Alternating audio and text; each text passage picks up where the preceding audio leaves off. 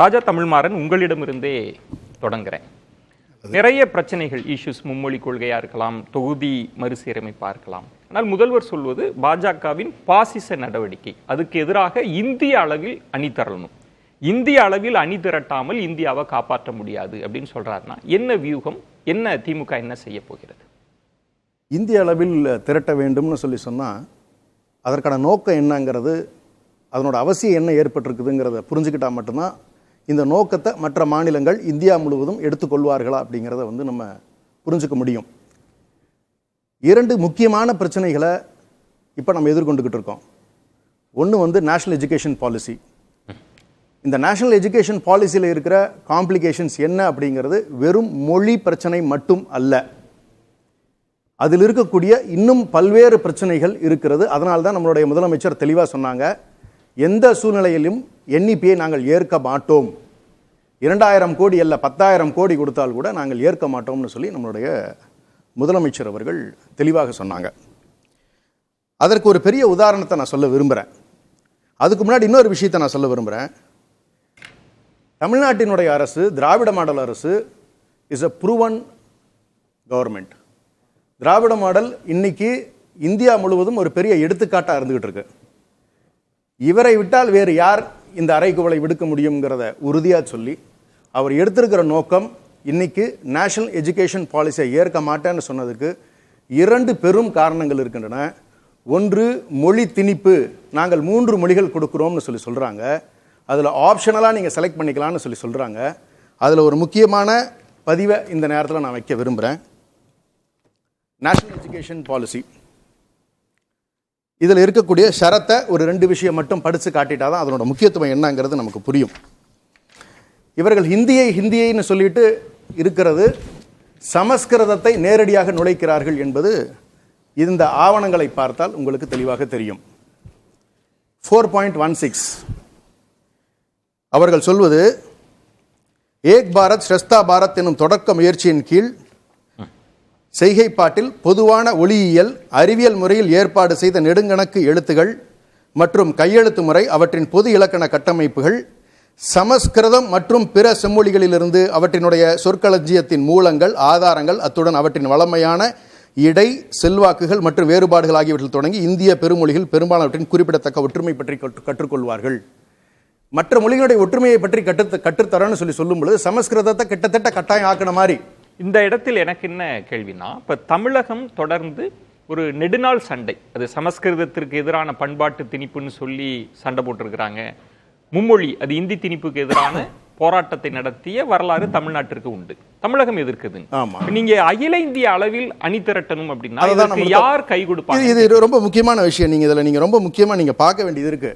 நம்ம தமிழ்நாடு கவர்மெண்ட் நம்ம என்ன பண்ணிட்டு இருக்கோம்னு சொன்னா, நாம் போட்டி போட வேண்டியது யாரோடு என்று சொன்னால், கொரியாவில் இருக்கக்கூடிய, சவுத் கொரியாவில் இருக்கக்கூடிய டெக்னாலஜி வளர்ச்சி, இன்னைக்கு என்ன இருக்கு, இன்னைக்கு குவாண்டம் எங்க போயிருக்கு, இதை பத்தி நம்ம பேசணும். ஆர்டிஃபிஷியல் இன்டெலிஜென்ஸை பத்தி நம்ம பேசணும். அமெரிக்காவில் என்ன டெவலப்மெண்ட் இருக்குன்னு சொல்லி பேசணும். இப்படிப்பட்ட விஷயங்களை ஆங்கிலம் மூலமா நம்மளுடைய மாணவர்களுக்கு கொடுக்க விரும்புகிறார் நம்முடைய தலைவர் அவர்கள். அந்த இடம் தான் அகில இந்திய அளவில் அணி திரட்டல். நீங்க கிட்டத்தட்ட இந்திய அளவில் அணி திரட்டணும்ன்றீங்க. அதை தான் சொல்றேன் நான். அது எப்படி சாத்தியப்படுத்துவீங்கன்ற அந்த நோக்கத்தை சொல்ல வந்தேன் நான். சமஸ்கிருதம் என்பதை நேரடியாக திணிப்பது என்பது தமிழ்நாட்டில் ஏற்புடையது அல்ல. ஆங்கிலம் 2வது நிலையில் உறுதியாக இருந்திருக்கிறது. இந்திய அளவில் மிகப்பெரிய துரோகத்தை பாரதிய ஜனதா செய்திருக்கிறது என்பதை நான் இந்த நேரத்தில் வலியுறுத்தி காட்ட விரும்புகிறேன்.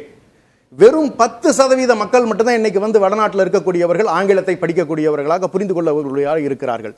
மீதி 90% பேருக்கு ஆங்கிலத்தை கொடுக்க மறுத்து இருக்கிறார்கள். என்னைக்கு 67 இருந்து இத்தனை சூழ்நிலைகள் வந்த பிறகுமே கூட வெறும் 10% மட்டுமே ஆங்கிலம் பேசுகிறார்கள். இன்னைக்கு கேட்பரிஸ்ல ஒரு ஆட் வருது, எவ்வளவு இங்கிலீஷ் பேசுறாங்கிறத ரொம்ப அழகா காட்டியிருக்காங்க.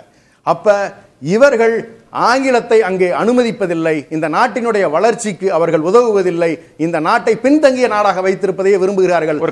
எங்களுடைய தலைவர் அவர்கள் தெளிவாக சொல்லுகிறார், உலகத்தோடு போட்டி போட்டுக் கொண்டிருக்கிறது நம் தமிழ்நாடு. ஆனால் இவர்கள் எங்களை 2000 ஆண்டுகள் பின்னோக்கி நகர்த்துகிறார்கள். சமஸ்கிருதம் படித்துக் கொள்வதால் என்ன பயன்? ஆங்கிலத்தின் அடுத்த நிலைக்கு நாம் போவதற்கு தயாராக இருக்க வேண்டும்.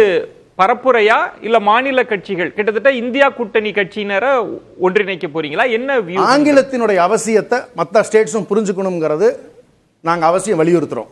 சரி. சமஸ்கிருத திணிப்பை நாங்க எந்த விதத்திலும் இல்ல ஏத்துக்க இத மாட்டோம். மாநில கட்சிகள் மூலமாக பண்ண போறீங்களா? எப்படி எக்ஸிக்யூட் பண்ணுவீங்க? இல்ல. இந்திய அளவில். இந்திய அளவில் ஆமா கண்டிப்பா இங்கிலீஷ் ஒரு பாராமீட்டரா இருக்கணும், மத்த ஸ்டேட்ஸும் முன்னுக்கு வரணுங்கிறதுக்கு தான் இன்னைக்கு வந்து கர்நாடகா என்ன பண்ணிருக்காங்க, 2 லாங்குவேஜ் பாலிசின்ட்டாங்க.